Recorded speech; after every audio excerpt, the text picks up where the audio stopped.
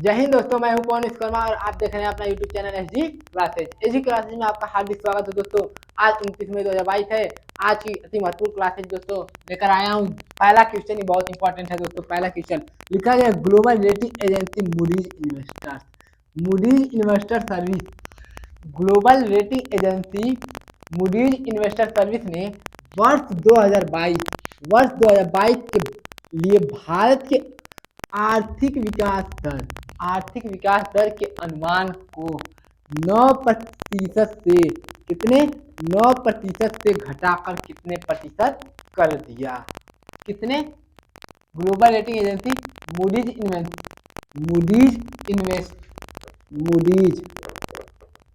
Investors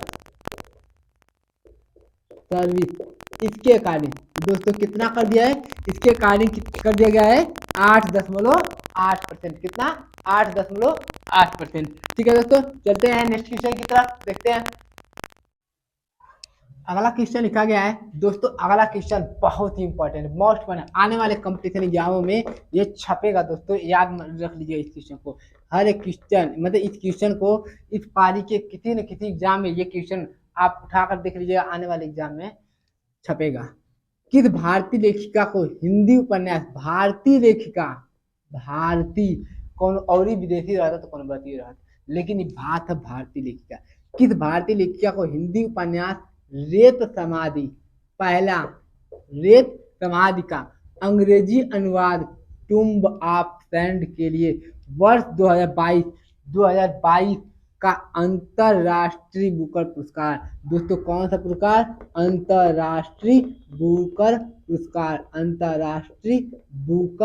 पुरस्कार। दोस्तों इसको किसके लिए दिया गया था?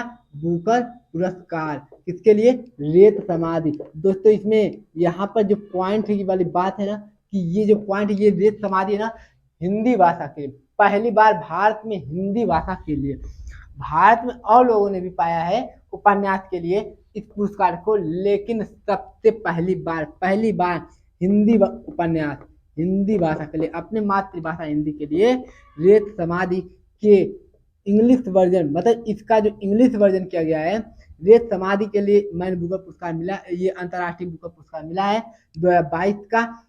और इसका जो इंग्लिश में कन्वर्ट किया गया उसको किया है डेजी रॉकवेल ने। किसने किया है? डेजी रॉकवेल ने। और उसका नाम क्या है? Tomb of sand. दोस्तों ये अंग्रेजी आपको क्या है? अनुवाद में किया गया है। डेजी रॉकवेल ने टुम्ब ऑफ सैंड में इसका अनुवाद किया है। और हिंदी में क्या है? रेत समाधि। और इस रेत समाधि की जो लेखिका है ना, वह लेखिका है गीतांजलि श्री है। कौन है? गीतांजलि श्री। दोस्तों अगर बात की जाए तो ये अरुंधति राय इनको भी पहले मिल चुका था क्या? अंतरराष्ट्रीय बुकर पुरस्कार इनको भी मिला, लेकिन इनको इंग्लिश उपन्यास के लिए मिला था। किसके लिए? अंग्रेजी उपन्यास के लिए इन्होंने मिला, लेकिन अंग्रेजी भाषा में इनको मिला था। अंग्रेजी भाषा में अंग्रेजी उपन्यास के लिए मिल चुका है। पहली बार हिंदी भाषा के लिए रेत समाधि गीतांजलि श्री को मिला है। डेजी रॉकवेल इन्होंने इसका एक तरह का अनुवाद किया था टुम्ब ऑफ सैंड में, इंग्लिश वर्जन में। और बात रेल लिखा है नरेंद्र मोदी जी। इन्होंने किसका, कौन सी बुक लिखा है? इन्होंने एग्जाम वॉरियर्स। कौन सा? Exam warriors. बहुत से एग्जामों ये पूछ चुका है दोस्तों। एग्जाम वॉरियर्स किसने लिखा है? मोदी जी ने लिखा है। ठीक है दोस्तों, ये जो गीतांजलि श्री है, अगर बात करें तो इनका जो पैतृक गांव तो गाजीपुर में है, उत्तर प्रदेश के गाजीपुर में। लेकिन इनके जो पिता थे, वह पिता एक तरह से जो IAS अधिकारी होते ना, वो थे IAS अफसर। तो इनकी पिता की जो पोस्टिंग होती थी ना, जहाँ होती थी वहां पर चले जाते थे। इस तरीके से इनकी पोस्टिंग हुई थी मैनपुरी में। तो मैनपुरी में जब उनकी पोस्टिंग हुई तो उसी वक्त इनका जन्म हुआ। किसका? जो आपका गीतांजलि श्री है, इनका जन्म हुआ मैनपुरी में। जब मैनपुरी में जन्म हुआ तो वहां पर इनका जन्म स्थान तो है, लेकिन ये मूल रूप से जो रहने का निवास स्थान है वो कर्मभूमि दिल्ली में। कहाँ पर है? कर्मभूमि दिल्ली में। ठीक है दोस्तों, इसका आंसर हो गया गीतांजलि श्री। बहुत इंपॉर्टेंट है, इसको देख लीजिएगा दोस्तों। ठीक है, चलते हैं नेक्स्ट क्वेश्चन की तरफ। लिखा है दोस्तों, एवरेस्ट दिवस कब मनाया जाता है? एवरेस्ट दिवस दोस्तों 22 मई।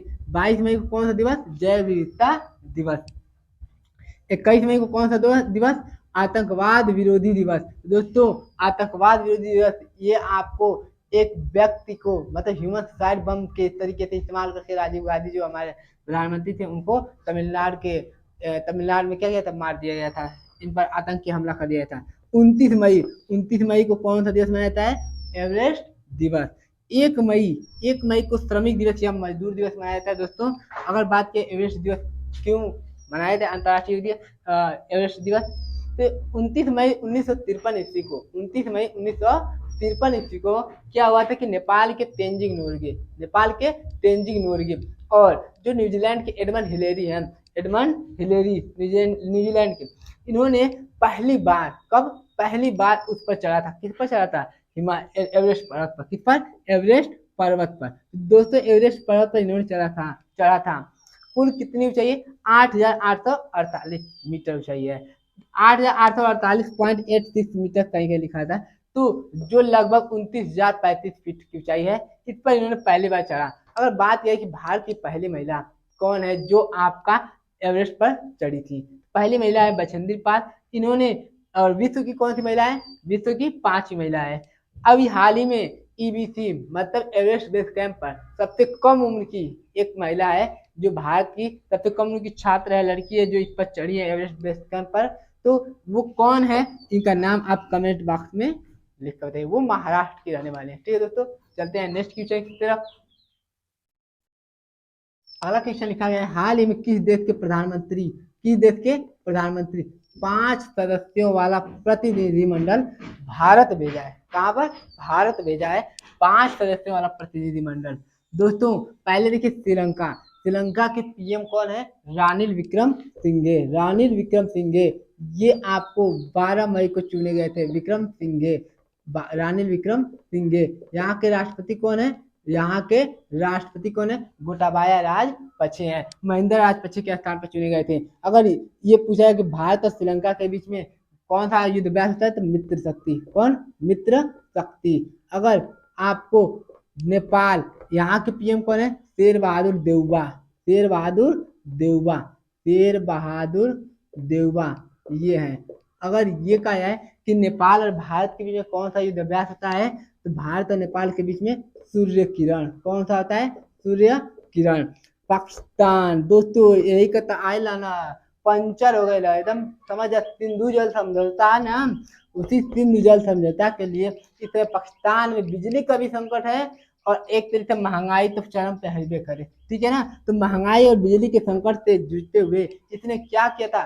पन बिजली योजना को चालू करने के लिए मतलब जो आपको जो भी इनके बीच भारत और पाकिस्तान के बीच में जो भी एक तरीके से कहा गया जाए तो जो भी इनके बीच में समन्वय बना था उसको फिर से जारी करने के लिए एक तरीके से जो कार्य पहले से रुक चुका था 2019 में लोकसभा एक तरीके से आपको अनुच्छेद 370 के आ जाने के बाद से ये आपको भारत और पाकिस्तान के बीच में जो दूरियां थी और बढ़ गई थी। तो उसके बाद से ये पाकिस्तान जो है ना अपने 5 सदस्य जो आपके यहाँ के पीएम है शेर शाहबाज, जो किसके साथ है? अब्दस्त शाहबाज शरीफ। इन्होंने 5 सदस्यीय प्रतिनिधिमंडल को क्या किया? भारत भेजा और कहा कि आप जाकर पूरी जांच मतलब कि जो भी सूचनाएं है वो सब ग्रहण करके लेकर आए और जो भी सिंधु जल समझौता से आप इसके जो भी मामला है इसको आगे बढ़ाया जाएगा।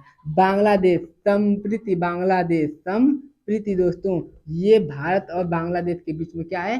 भारत और बांग्लादेश के बीच युद्ध अभ्यास है। भारत और बांग्लादेश के बीच में। ठीक है दोस्तों, तो ये रहा आज का क्वेश्चन नंबर 4। चलिए नेक्स्ट क्वेश्चन की तरफ चलते हैं। अगला क्वेश्चन लिखा गया है दोस्तों, किस टाइगर रिजर्व में तेंदुए काबिज हो गए हैं और गांव पर खतरा बढ़ गया? कहने का मतलब यह है कि किस टाइगर रिजर्व में या फिर किस आपको पार्क में, आपका जो पार्क में टाइगर रिजर्व में आपका जो भी क्या कहते हैं जो आपका तेंदुए हैं वो बहुत ज्यादा संख्या में बढ़ गई हैं। बहुत ज्यादा संख्या में कहने का मतलब जो उत्तर प्रदेश में ये दुधवा राष्ट्रीय है ना, ये उत्तर प्रदेश में। दोस्तों उत्तर प्रदेश में जो बाघों की संख्या है ना, उस बाघों की संख्या तो बढ़ ही रही है लेकिन इससे दुगनी संख्या में, बाघों की दुगनी संख्या में, इससे कोई एक तरीके से ऑफिशियल अभी आधिकारिक रूप से इसकी पुष्टि नहीं है कि कितना है, लेकिन इससे दुगनी संख्या में आपको क्या है, तेंदुए हैं। ये ऐसा अनुमान है, दुगनी संख्या में तेंदुए हैं। ठीक है दोस्तों, तेंदुआ है। तो और जिम कॉर्बेट नेशनल पार्क कहाँ है, ये आप लोगों को कहाँ है, उत्तराखंड में। कहाँ पर है, उत्तराखंड में। ठीक है दोस्तों, उत्तराखंड में। अगर आपसे ये पूछ लिया जाएगा कि गिर राष्ट्रीय उद्यान कहाँ है, गुजरात में। कहाँ पर है, गुजरात में। चंद्रप्रभा अभ्यारण्य कहाँ है, ये उत्तर प्रदेश में। कहाँ पर है, उत्तर प्रदेश में। दोस्तों ये अगर आपसे पूछ जाए कि नागरहोल राष्ट्रीय उद्यान कहाँ पर है, तो नागरहोल राष्ट्रीय उद्यान कहाँ पर है, कर्नाटक में। नागरहोल राष्ट्रीय उद्यान नेशनल पार्क कहाँ पर है, तो ये है आपका कर्नाटक में। अगर पूछ दिया जाए आपसे अगर बादीपुर राष्ट्रीय उद्यान कहाँ पर है, बादीपुर नेशनल पार्क कहाँ है, तो बादीपुर नेशनल पार्क आपका कहाँ पर है, कर्नाटक में। ठीक है दोस्तों, तो इसका आंसर क्या है, दुधवा नेशनल टाइगर रिजर्व। क्योंकि जो ये बाघ की संख्या है दोस्तों ना, तो जो बाघ की संख्या है वह आपको क्या होता है, वह आए दिनों इसकी संख्या जो है बढ़ती जा रही है। बाघ की संख्या, बाघ की संख्या। ठीक है दोस्तों, तो बाघ की संख्या बढ़े, तेंदुए की संख्या इससे दुगने में, जो तेंदुए है वो बाघों से क्या होते हैं, बाघ से इनकी संख्या जो होती है कम पड़ती है। क्या होती है, कम है। मतलब कि बाघ जो है वो थोड़ा सा तेंदुए पर हावी होते हैं। इस वजह से तेंदुए जो है गांव के जो किनारे साइड है ना, जंगल से बाहर किनारे साइड रहते हैं।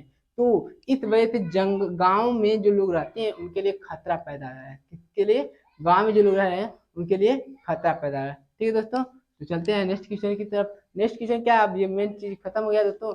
वीडियो कैसा लगा हो आप कमेंट बॉक्स में कमेंट करें। ठीक है, जय हिंद दोस्तों।